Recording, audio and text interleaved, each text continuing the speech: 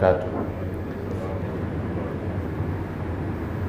إن الحمد لله نحمده ونستعينه ونستغفره ونعوذ بالله من شرور أنفسنا ومن سيئات أعمالنا. من يهدي الله فلا مضل له ومن يضلل فلا هادي له. وأشهد أن لا إله إلا الله وحده لا شريك له وأشهد أن محمدا عبده ورسوله. فإن خير الحديث كتاب الله وخير الهدي هدي محمد صلى الله عليه وسلم وشر الأمور محدثاتها وكل محدثة بدعة وكل بدعة ضلالة وكل ضلالة في النار. قال الله تعالى: كتاب فصلت آياته قرآنا عربيا لقوم يعلمون.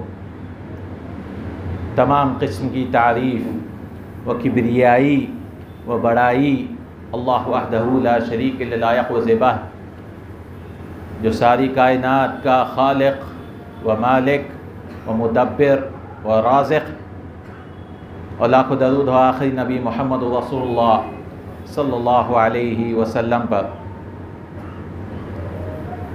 اللہ تعالیٰ کا کافی فضل ہے، کافی امتنان ہے کہ ہم یہاں جمع ہوئے ہیں، اور ایسے عنوان پر بات کرنے کے لیے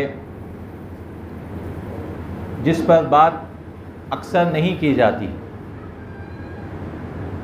جس پر گفتگو نہیں کی جاتی ہے، وہ ہے عربی زبان کی اہمیت.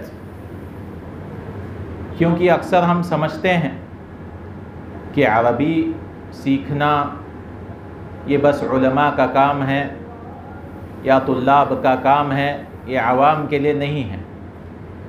لیکن یہ بالکل غلط بات ہے. ہم سب کو یہ کوشش کرنی چاہیے عربی زبان سکھانے کے لیے. ہاں، ہو سکتا ہے کہ اس کا مستوی، اس کا لیول الگ الگ ہو سکتا ہے، اور اسی کے بارے میں ہم انشاءاللہ تعالی آج کچھ روشنی ڈالنے کی کوشش کریں گے. کچھ جمع کیا ہوں میں انشاءاللہ تعالی. قرآن میں اللہ سبحانہ و تعالی نے تقریباً 8 سے 10 مرتبہ فرمایا ہے، جیسا کہ اللہ نے فرمایا: اِنَّا أَنزَلْنَاهُ قُرْآنًا عَرَبِيًّا لَعَلَّكُمْ تَعْقِلُونَ. بے شک ہم نے قرآن، جو عربی قرآن ہے، ہم نے نازل کیا ہے لعلکم تعقلون، تاکہ آپ سب اس کو سمجھیں. اور ایک جگہ اللہ تعالیٰ نے فرمایا: قرآنا عربیا غیر ذی عوج لعلہم یتقون. ایسی قرآن جو عربی قرآن جس میں کوئی عوج نہیں ہے، کوئی ٹیڑھا پن نہیں ہے، لعلہم یتقون، تاکہ وہ لوگ تقوی اختیار کریں. اور جیسا میں نے آیت پڑھی ابھی: کتاب فصلت آیاتہ قرآنا عربیا لقوم یعلمون، کہ ایسی کتاب ہے جس کے آیتیں صاف صاف تفصیل کے ساتھ اللہ نے ذکر کیا، لیکن کیا کہا؟ قرآنا عربیا، عربی قرآن اللہ نے نازل کیا لقوم یعلمون، تاکہ لوگ جانیں. صحابہ کے زمانے میں جب لوگ اسلام قبول کرتے تھے تو وہ عربی زبان سیکھتے تھے، اور یہ چلتا رہا یہ سلسلہ. جہاں جہاں صحابہ جاتے تھے کبھی بھی ترجمے میں خطبے نہیں دیتے تھے، لوگ سیکھتے تھے عربی زبان. وہاں پہ اساتذہ بھیجائے جاتے تھے، صحابہ، تابعین، اور جن کو اپنی زبان پر فخر تھا، فارسی زبان، اور انہوں نے کہا کہ ہم عربی زبان بس اتنا ہی سیکھیں گے کہ بھئی پڑھنا لکھنا آ گیا تو کافی ہے. لیکن آپ دنیا میں دیکھیے، ایسی زبان نہیں ہے جہاں پہ انسان پڑھتا لکھتا ہو لیکن سمجھ میں نہیں آتا. کوئی ایسی زبان نہیں. انگریزی دیکھ لیجئے، انسان پڑھنے لکھنے کے ساتھ ساتھ سمجھتا بھی. اردو دیکھ لیجئے، پڑھنے لکھنے کے ساتھ ساتھ سمجھتا ہے. لیکن یہ کیا ظلم ہوا عربی کے ساتھ کہ بھئی نہیں، آپ پڑھ لیجئے، سمجھیے مت. پڑھ لیجئے، لکھ لیجئے، لکھنا بھی چھوڑیے، پڑھنا سیکھ لیجئے، سمجھنے کی کوئی ضرورت نہیں ہے، یہ علماء کا کام ہے، آپ کو 18 علوم سیکھنا پڑے گا قرآن سمجھنے کے، لیکن عربی کی بہت اہمیت ہے، کیونکہ اصل زبان اللہ تعالیٰ نے قرآن جس کو نازل کیا وہ ہے عربی میں نازل کیا.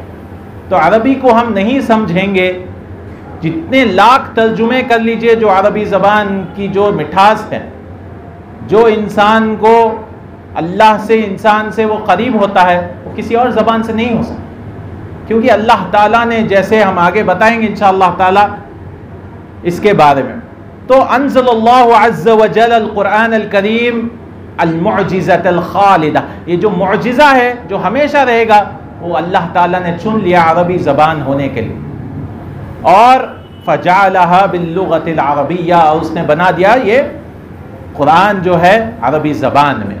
تو دین کا پورا جو ہے وعا ہے، شعار ہے، یہ سب کیا ہے؟ عربی زبان.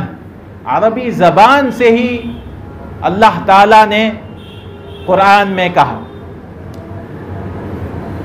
اور سلف میں بھی، صحابہ میں بھی یہ شوق ہوتا تھا. عمر ابن الخطاب رضی اللہ عنہ چٹھی لکھتے ہیں ابو موسیٰ الاشعری کو اور کہتے ہیں اما بعد فتفقہوا فی السنۃ وتفقہوا فی العربیۃ وعاربوا القرآن فإنہ عربی. انہوں نے چٹھی لکھا اور کہا کہ آپ سنت میں تفقہ اختیار کریے، اس میں سمجھنے کی کوشش کیے، تفقہ جائیے. اس کے بعد انہوں نے کہا وَتَفَقَّهُ فِي الْعَرَبِيَّةِ، عربی زبان میں بھی اس میں تفقہ اختیار کیجئے. وَأَعْرِبُ الْقُرْآنَ، اور قرآن کا اعراب کریے، فَإِنَّهُ عَرَبِي، کیونکہ قرآن جو ہے عربی میں نازل ہوئی. کیونکہ اگر عربی زبان انسان سمجھے گا تو کبھی شرک نہیں کرے گا. عربی زبان انسان اگر صحیح معنی میں سمجھے گا تو ایسا نہیں ہو سکتا ہے کہ وہ ایاک نعبد و ایاک نستعین پڑھے اور سمجھے ہم تیری ہی عبادت کرتے ہیں اور تجھ سے ہی مدد مانگتے ہیں، پھر جا کر کسی اور سے مدد مانگے. یہ ہو ہی نہیں سکتا. وہ دعا کرے نماز میں کم سے کم 17 مرتبہ، وہ کہے اہدنا الصراط المستقیم، ہم کو سیدھا راستہ دکھا، پھر وہ بھٹکے، یا اس طرح سے وہ قرآن میں سنے، تو ہر نماز اس کے لیے ایک وعظ ہو جاتی ہے، اس کے لیے نصیحت ہو جاتی ہے. تو عمر رضی اللہ عنہ نے بھی کہا وَتَفَقَّهُ فِي الْعَرَبِيَّةِ. یاد رکھیے عربی زبان کے لیے کئی ضعیف احادیث بھی ملتی ہیں، تو یہ سب سے اصح الاقوال. بعض مشہور کرتے ہیں کہ عمر رضی اللہ عنہ کہا کہ عربی سیکھیے، اس سے دماغ تیز ہوتا ہے، وہ ضعیف روایت ہے. اور ایک جو صحیح روایت ابی ابن کعب سے ملتی ہے، تعلموا العربیۃ کما تعلمون حفظ القرآن، کہ آپ، ابی ابن کعب کہتے ہیں جو قاری ہیں، مشہور قاری ہیں صحابہ میں سے، انہوں نے کہا تعلموا العربیۃ، عربی بھی سیکھو جیسے آپ حفظ سیکھ رہے ہیں. تو آج ہمارے پاس مدارس تو قائم ہے حفظ کے لیے، لیکن اصل جو مقصد قرآن نازل کا کیا تھا؟ تدبر تھا، اس کو سمجھنا تھا، تفقہ تھا. اس کے لیے ہم نے کتنی کوشش کی، اس کے لیے آنے والے نسلوں کے لیے ہم کیا کوشش کریں. چلیے ہمارا تو گزر گئے کہ ہم نے بغیر عربی سیکھے، گزر گیا، لیکن آنے والے نسلوں کے لیے، بچوں کے لیے ہم کیا کیا کوشش کریں کہ آنے والے بچوں کو عربی زبان سمجھ میں تو آئے. نماز پڑھے تو انسان سمجھے تو کیا پڑھ رہا ہے، نہیں تو 80 سال 100 سال نکل جاتے ہیں، سبحان ربی العالی کا معنی نہیں پتا ہوتا ہے، التحیات کے معنی نہیں پتا ہوتے ہیں. یہ دیکھیے یہ ظلم کسی اور زبان کے ساتھ نہیں ہوتا، یہ بس عربی زبان کے ساتھ ہی ہوتا ہے. اور علماء کے کئی اقوال ہیں جو میں لایا ہوں، جیسے علماء نے کہا النحو فی العلم کالملح بالطعام لا یستغنى عنہ. نحو جو ہے، جو انسان سیکھتا ہے، گرامر وغیرہ، یہ کھانے میں نمک کی طرح ہے. انسان کھانا بغیر نمک کے کھا لے تو ایسا نہیں ہو سکتا کہ وہ ایسے ہی کھا لے، نہیں، اس کو سمجھنے میں جو تدبر آتا ہے، تفکر آتا ہے، عربی زبان سیکھنے سے ہی آتا ہے. اور حدیث سے بھی پہلے سلف میں ہوتا تھا کہ آپ جو ہے پہلے عربی زبان سیکھیں. حدیث سیکھنا چاہتے پہلے عربی زبان سیکھیں. وکیع کہتے ہیں، وکیع ابن جراح، اتیت الاعمش اسمع من الحدیث، میں اعمش کے پاس آیا کہ حدیث سیکھوں، کہ بھئی آپ مجھے حدیث سنائیے وَكُنْتُ رُبَّمَا لَحَنْتُ، اور کبھی کبھار میں غلطیاں کرتا تھا عربی پڑھنے میں، عبارتیں پڑھنے میں. فقال لي یا ابا سفیان ترکت ما هو اولا بک من الحدیث، اے ابو سفیان آپ نے جو ہے ایسی چیز چھوڑ دی ہے جو آپ کے لیے اول درجے سے کیا تھا کہ آپ نحو پڑھیں. فقلت یا ابا محمد وأي شيء اولا من الحدیث، حدیث سے اونچا کیا ہو سکتا ہے؟ فقال النحو، کہ آپ نحو سیکھیں. تو اعمش رحمہ اللہ نے فعمل علی العامش النحو، انہوں نے مجھے نحو سکھایا، ثم عمل علی الحدیث، اس کے بعد حدیث سکھایا. تو اس سے پتہ چل رہا ہے کہ حدیث سے بھی پہلے نحو سیکھا جاتا تھا سلف کے درمیان.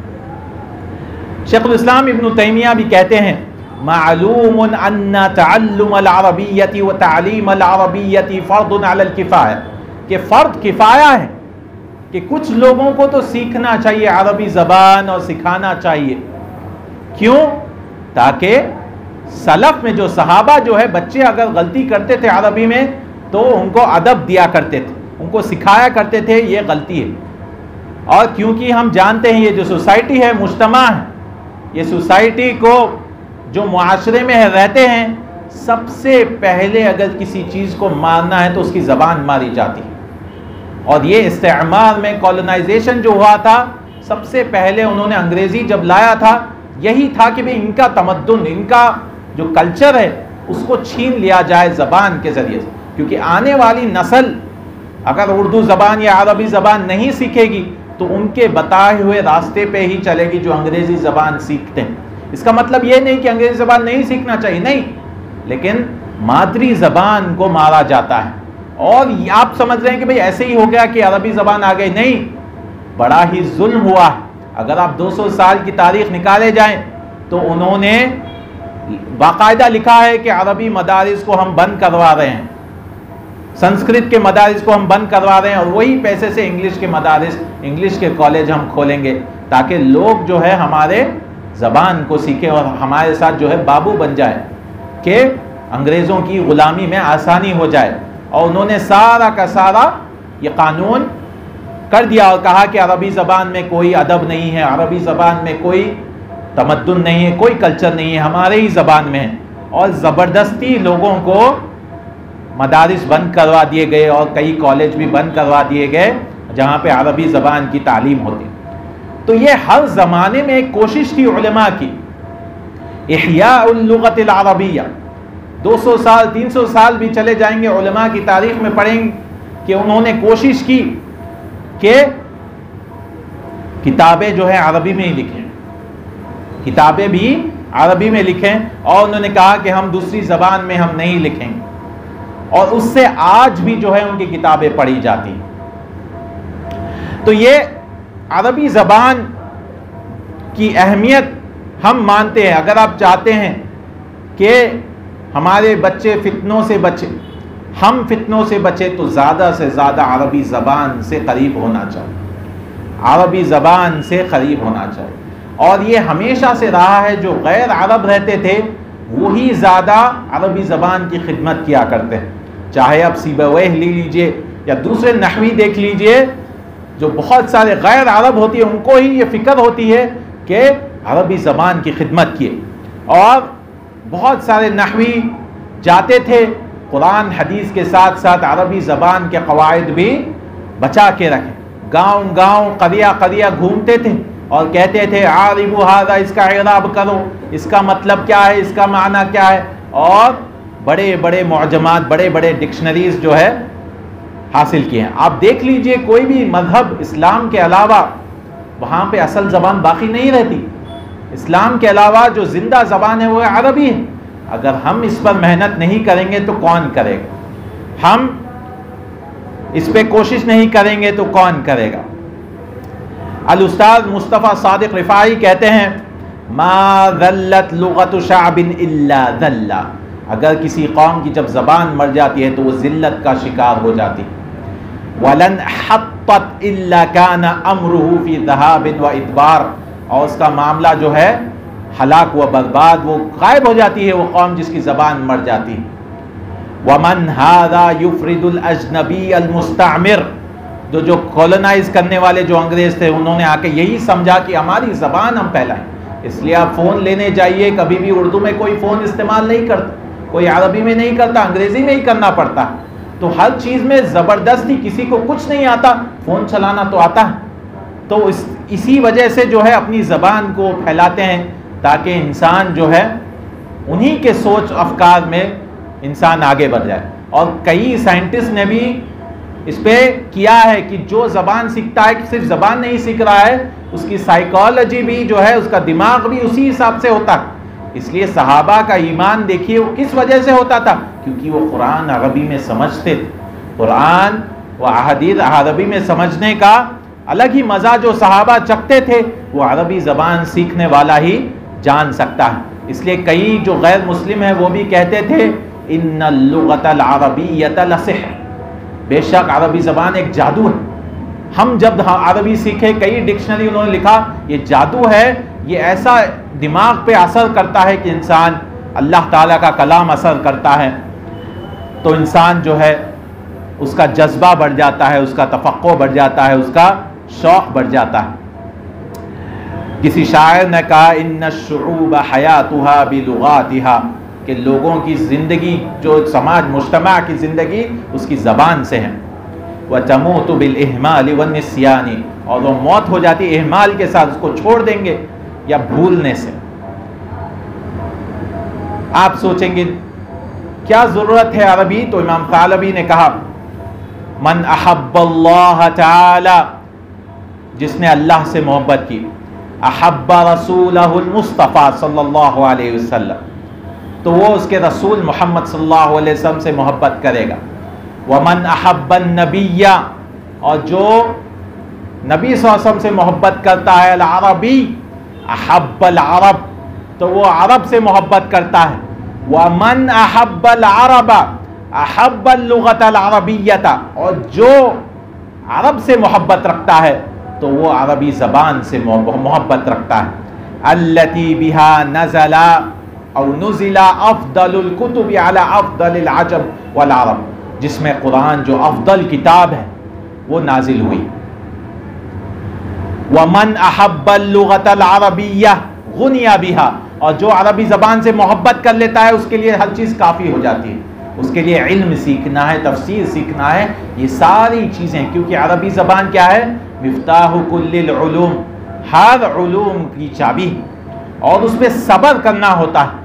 اس پہ عربی زبان ایسے ہی اللہ تعالیٰ کسی کو نہیں دے دیتا، اس پہ مثابرہ کرنا پڑتا ہے، اس پہ صبر کرنا پڑتا ہے، اس پہ تفقع کرنا پڑتا ہے، اور اسی سے اصلاح ہے، دنیا میں بھی اصلاح ہے اور آخرت میں بھی اصلاح. تو صبر کرنا یہ ضروری ہے، کوئی بھی چیز علم حاصل کرنے کے لیے ضروری ہے. آپ شیخ الالبانی سے پوچھ لیجئے کیا وہ بچپن میں عربی جانتے تھے؟ کیا وہ عرب تھے؟ نہیں تھے. شیخ الالبانی رحمہ اللہ نے کہا جب وہ البانیہ سے ہجرت کیے تھے، کیونکہ البانیہ میں جو حاکم آ گیا تھا وہ سیکولرزم پھیلا رہا تھا، علمانیون پھیلا رہا تھا، یہ سارے لوگوں کو سیکولرزم، دین کا کوئی، تو انہوں نے کہا کہ ہم ہجرت کر لیں گے، اور انہوں نے شام کی طرف، سیریا کی طرف ہجرت کی. دمشق میں 10-12 سال کے تھے، اور وہ کہتے ہیں لا اعرف من اللغۃ العربیۃ شیئا، میں عربی زبان کچھ نہیں جانتا تھا. بل کنت لا اعرف من الاحرف العربیۃ شیئا، نہ ہی میں حروف عربی الف با تا بھی نہیں جانتا تھا، لیکن عربی زبان کی وجہ سے، یہی محبت کی وجہ سے میں جو ہے آگے بڑھتا تھا. وَهَذَا الْحُبُّ هُوَ الَّذِي كَانَ سَبَبًا كَسَبَبِ مَادِّي بَعْدَ الْفَضْلِ الْإِلَٰهِ، اللہ کے فضل کے بعد یہ نحو کی محبت، لغت العربیہ کی محبت، اسی سے جو ہے میں آگے بڑھتا گیا. اور ہمارے استاد بولتے تھے، جو شامی بچے تھے، ان سے سیکھو، یا ارناؤوط سے، البانی سے سیکھو کہ یہ جو ہے عربی میں اعراب کر سک رہے ہیں، آپ نہیں کر سکتے. تو اسی کی وجہ سے جو ہے شیخ البانی جو کام کیے حدیث میں، عربی زبان میں آگے بڑھنے کی وجہ سے کام کر سکیں. اور وہ کہتے ہیں کہ میں عربی زبان سے اتنا محبت کرنے لگا کہ کنت قرأت، میں پڑھتے رہتا تھا، جو روایات ہوتے، ناول ہوتے تھے جاسوسی، اس سے میں سیکھا ہوں، کیونکہ پڑھتے پڑھتے جو ہے ناول پڑھ کے مجھے عربی زبان میں روایات وغیرہ ادب پڑھنے کی وجہ سے مجھ میں یہ سمجھ آئی. اس کے بعد اللہ تعالیٰ نے دین کی ہدایت دی اور حدیث کا کام جیسا کہ آپ جانتے ہیں۔ تو اگر آپ علماء کی تاریخ پڑھیں گے کہ کیسے صبر کرتے تھے، نہ ہی ان کے پاس لائٹیں تھیں، نہ ہی ان کے پاس فینیں تھیں۔ آج ہم فون پہ دیکھیے، فون پہ کسی کا علم سیکھنا چاہیں فون پہ سیکھ سکتے ہیں، کمپیوٹر پہ سیکھ سکتے ہیں، ٹی وی پہ سیکھ سکتے ہیں۔ لیکن جو علماء تھے ایسا جوش و جذبہ تھا کہ قندیلوں میں پڑھتے تھے، ہر رات وہ مراجعہ کرتے تھے۔